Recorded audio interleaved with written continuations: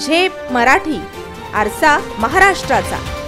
साक्री पिंपळनेर रस्त्यावर बस आणि 2 दुचाकींचा भीषण अपघात। अपघातात 12 वर्षाच्या चिमुकलीचा दुर्दैवी मृत्यू।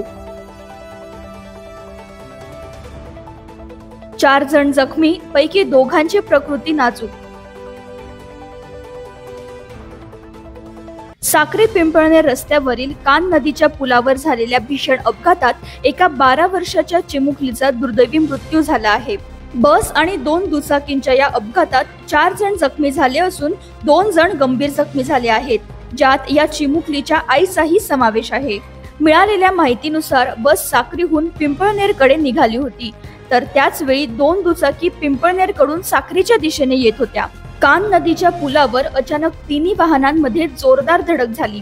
या अपघातात 12 वर्षाच्या लक्ष्मी दिनेश जयस्वाल हिचा दुर्दैवी मृत्यू झाला असून 4 जण जखमी झाले आहेत। यापैकी 2 जणांची प्रकृती गंभीर आहे, ज्यात माधुरी जयस्वाल यांचाही समावेश आहे।